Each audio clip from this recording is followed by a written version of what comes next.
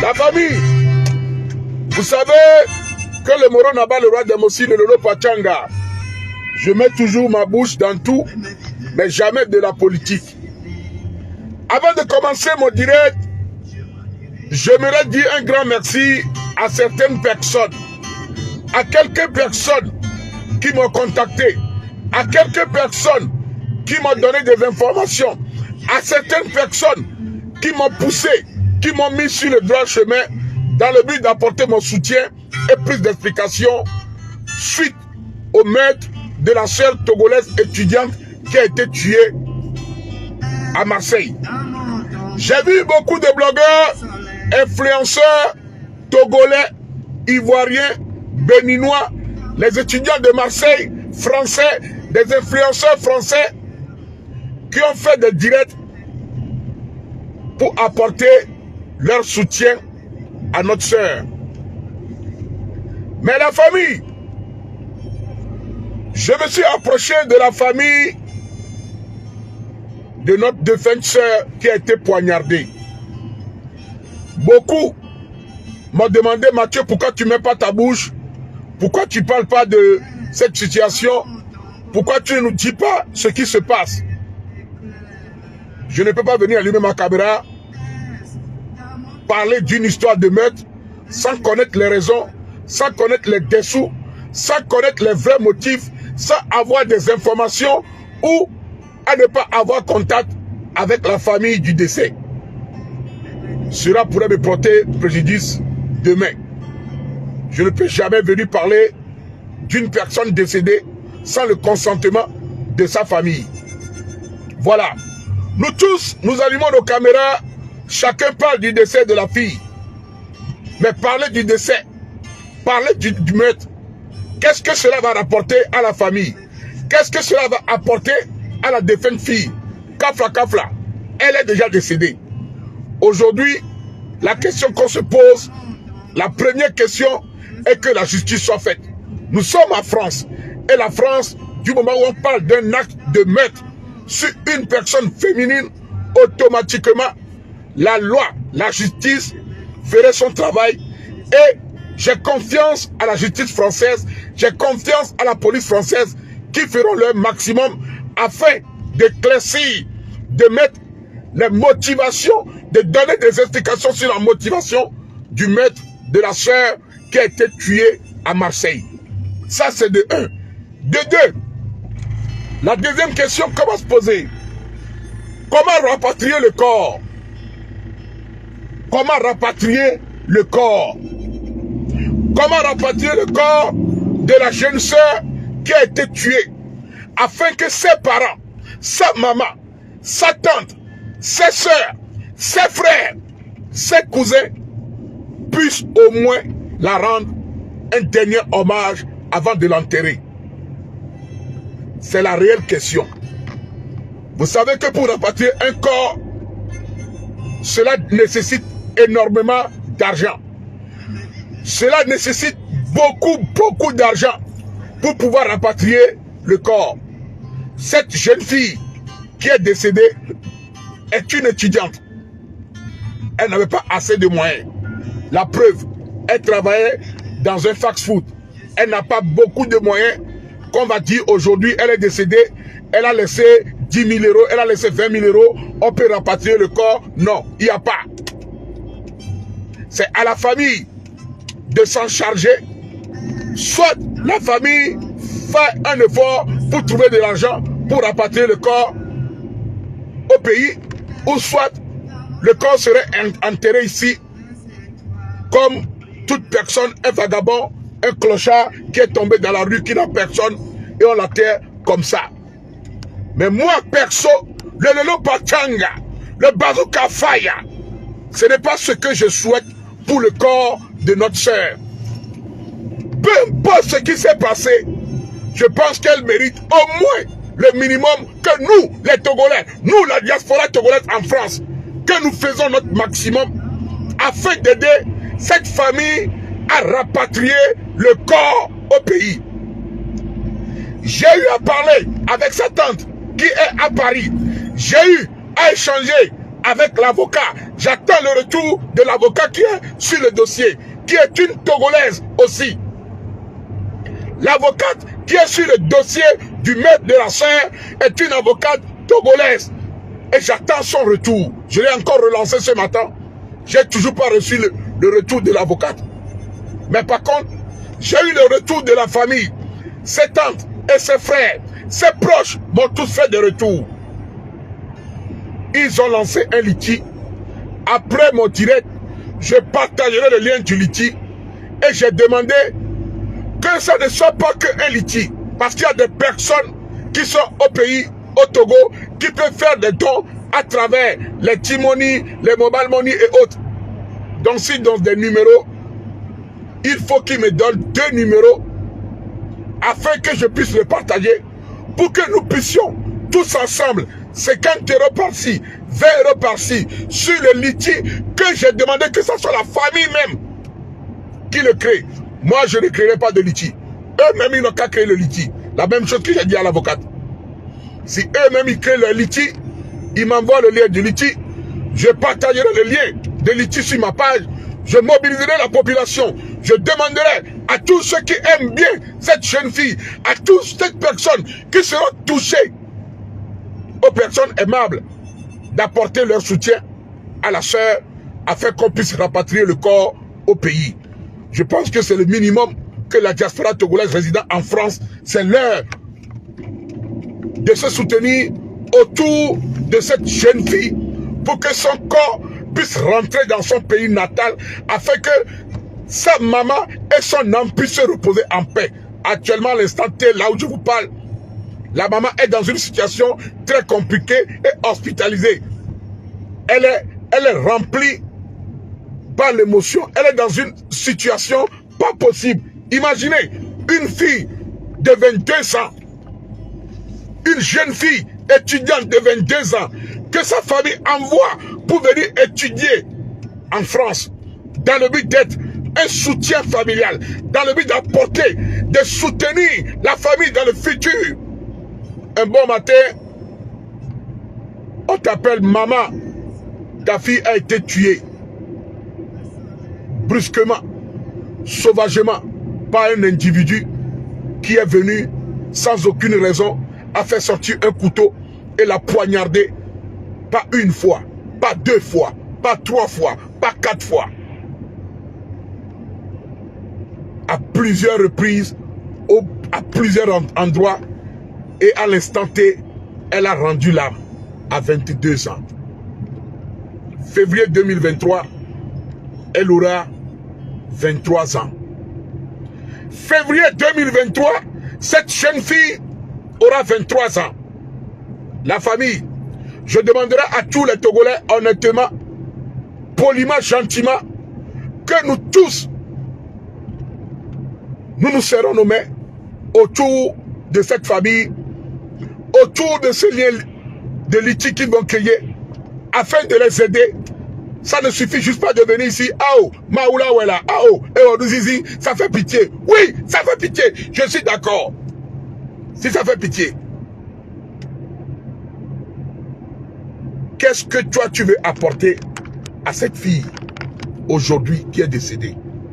Qu'est-ce que tu veux apporter en tant que soutien à cette famille?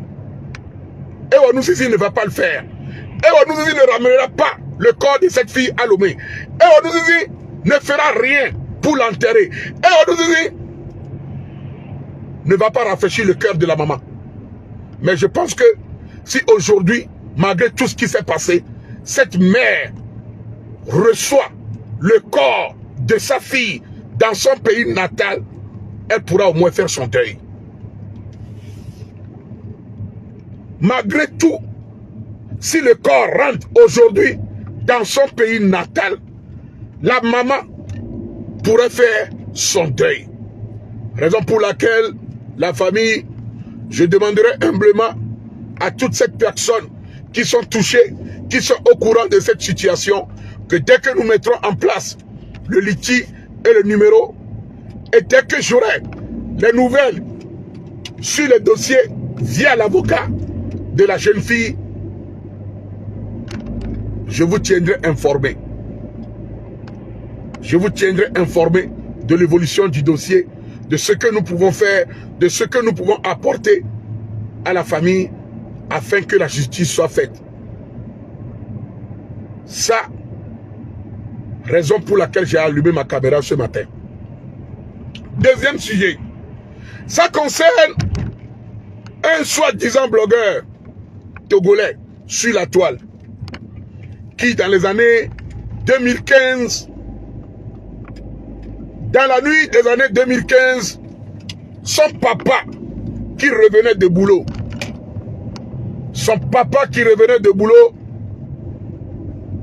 avec sa voiture, a surpris un jeune mineur de 16 ans devant leur cour de maison, pas à l'intérieur, devant la maison. Et quand le papa est rentré dans le village pour rentrer chez lui, dans la nuit, dès que le jeune enfant mineur de 16 ans a vu les phares de la voiture du monsieur, pour lui, automatiquement, c'était les militaires, c'était la patrouille. Il a commencé à courir et s'est caché derrière un conteneur qui se trouvait à la devanture de la maison de ce monsieur et de son fils qui prétend être blogueur. Le papa, étant dans la voiture, a déjà vu l'enfant quand l'enfant courait pour se cacher derrière le conteneur. Dès que son fils ouvre la porte du garage pour son père, le père l'informe: papa, mon fils, il y a quelqu'un qui s'est caché derrière le conteneur qui est devant notre maison. Le fils coura, attrapa le jeune mineur de 16 ans, l'appréhenda, appela la police et le livrait en tant qu'un voleur à la police. Compte tenu des relations que cette famille a, l'enfant était mis à la brigade pour mineurs. Il fut un moment, la police a décidé de libérer cet enfant parce que il n'y avait pas d'infraction, il n'y avait pas de délit, il n'y avait pas eu de vol, il n'y avait pas eu quoi que ce soit. C'est juste une personne, un enfant mineur de 16 ans, dans la nuit, qui a vu une voiture 4x4 avec des phares. Il a pris peur, il a couru pour se réfugier derrière le conteneur. Mais cette famille, surtout le fils qui prétend être blogueur, décida que l'enfant ne soit pas libéré.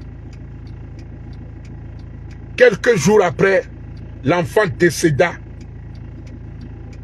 sur place. Quelques jours après, cet enfant de 16 ans est mort. Mais quand je vois des gens, ces gens de personnes viennent allumer leur caméra pour dire qu'ils sont en train de faire le moral aux autres, ou bien qu'ils sont en train de faire de ci, qui donnent des conseils. Pourtant, tu as envoyé un jeune enfant de 16 ans en prison. Et à chaque temps que tes parents demandaient que cet enfant soit libéré, tu refusais. Jusqu'à ce que l'enfant ne décède. Ce garçon est décédé en 2015 à la prison par le biais de ce soi-disant blogueur qui est le tonton où tous les présidents sont ton tonton, tous les ministres sont tontons. L'enfant est décédé. L'enfant est mort à 16 ans. Imaginez la douleur des parents. Imaginez ton enfant, il n'a pas volé, il n'a pas tué, il n'a pas tapé. Juste parce que dans la nuit, il a vu une voiture avec des phares. Et il s'est caché devant, derrière un conteneur qui se trouvait devant la maison de ce monsieur et son fils. Se cacher derrière un conteneur en pleine nuit devant la maison de quelqu'un doit être une infraction qu'on doit t'attraper pour t'envoyer en prison. Encore un jeune enfant de 16 ans.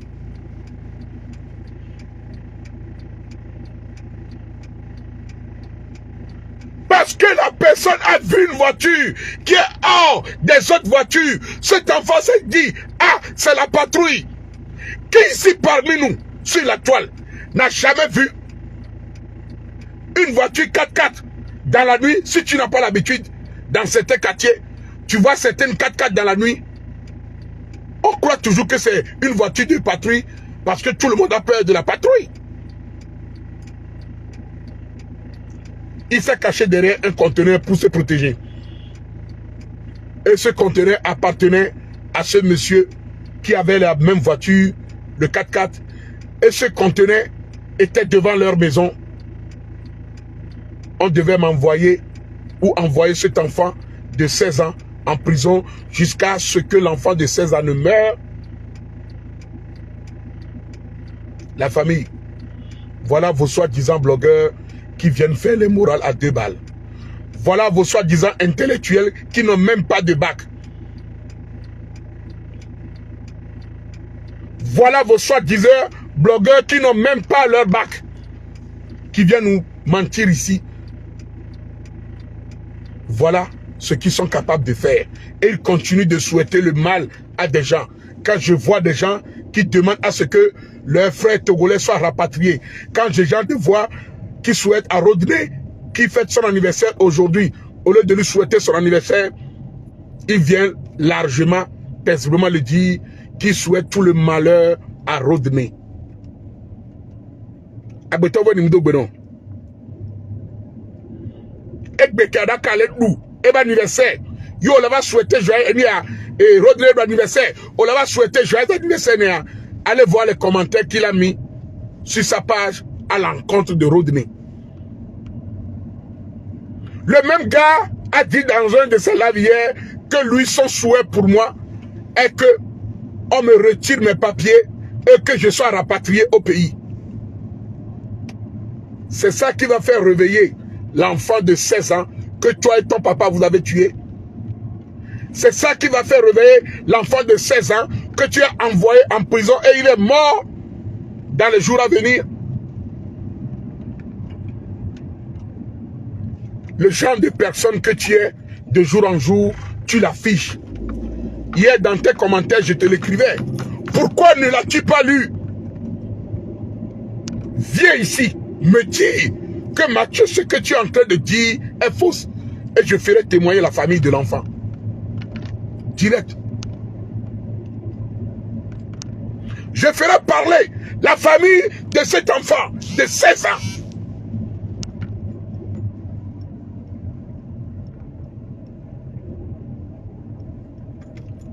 Sur ce, j'ai terminé. N'oubliez pas de soutenir la sœur décédée qui a été poignardée à plusieurs reprises à Marseille. Je partagerai le lien.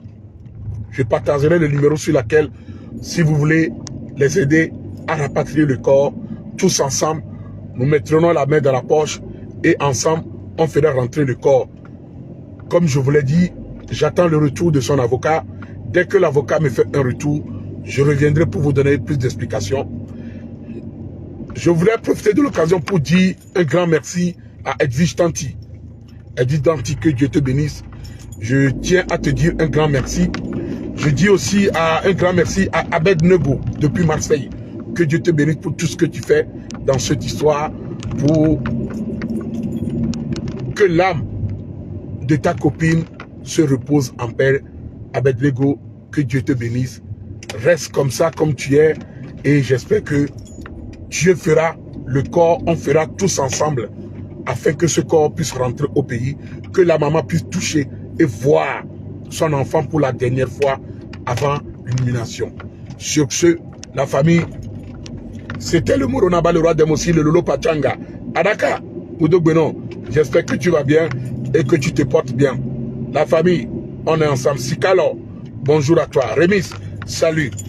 Vrai de vrai, bisous à toi. La famille, partagez le direct au maximum. Dès que nous mettrons le lien du Liti ou bien du GoFundMe et les numéros que j'attends de l'avocate, dès que j'aurai les deux numéros, soit l'avocat ou soit sa tante Victoria, dès qu'elle me donnera les informations de plus, je viendrai vous informer. C'est le Togo qui gagne. On est ensemble. Merci, merci. Ciao, ciao. Araka. Et à Mati direct, parce que ça ne concerne pas les trucs comme ça. Merci. Ndava plekoklo ya. Ndava plekoklo. Donc, Echem.